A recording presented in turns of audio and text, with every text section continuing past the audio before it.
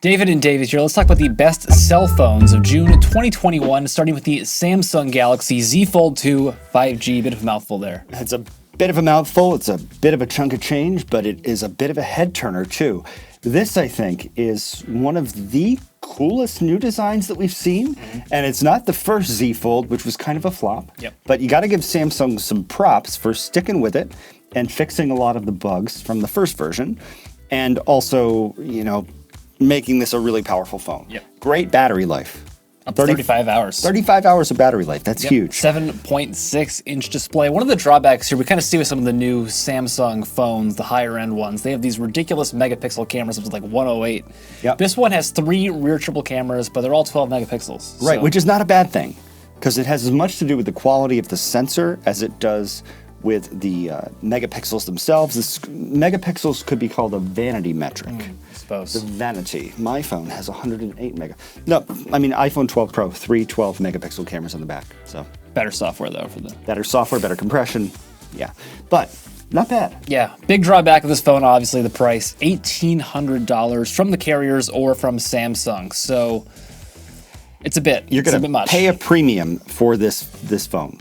But unlike iPhones, it still works after you fold it in half. That's true. Yes. If you're looking for a cheaper Android, look anywhere. But no, Google Pixel 4a 5G is a good. That's a good one. It's a good phone.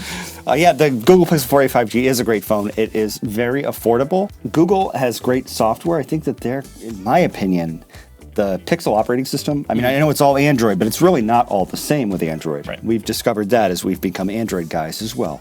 So I like the Google ecosystem. I like Google Photos. I like everything that they're doing. And it's all very integrated. So I think that Google is the closest you can get to like an Apple because they have all their software and hardware and everything all linked up. Yep. It's the Apple of Android. 6.2-inch display, 2 cameras, one 12.2 megapixels, one 16, 128 gigabytes of storage space. Older Pixels only had 64, which is, kind of cutting it close. But this one, 128. Yeah, $499, good price. That's the thing with this phone. I don't know if the other phone is 3.6 times better. The Samsung Galaxy Z Fold 2. I'd take the Pixel. I would too. I would take the Pixel because I couldn't afford the other one. Yeah. And more looking for a raise. Yeah, looking for a raise. I want to go out and buy a Samsung Galaxy Z Fold 2 5G. Let's switch to iPhone. One of our favorite iPhones, the iPhone 12 Pro. You have this phone. I do. It's right here. Yeah, the iPhone 12 Pro is just a great phone, period. I mean, 6.1-inch display, so they made it a little bit bigger than David's 5.8-inch iPhone 11 Pro. The iPhone 12 Pro Max is giant. Yep. 6.7, I think? Yeah. Yeah. It's a great phone, good battery life. Just a powerful, powerful phone. Yep. 128, 256, or 512 gigabytes of storage space. Some people kind of complain there's no 1 terabyte version of this phone. I just don't know anyone who can use 1 terabyte of. Well, a pro would. A pro videographer, which, people at Hollywood, they're throwing away their cameras and buying iPhone 12s. Yeah. Price on this one, relatively affordable, starts at $999. Yeah, relatively. Relative. Can you imagine 10 years ago saying that relatively affordable, $1,000 for a cell phone? That's called the contrast principle, people. It's why you'll buy an $80 shirt after you buy the $800 suit, because it doesn't seem like that much money in contrast. But normally you'd say, like, I'm going to JCPenney. Yeah, going to the dollar store. I'm going to the dollar store. Farling, you're the bidder. $1 ball! $1 it is.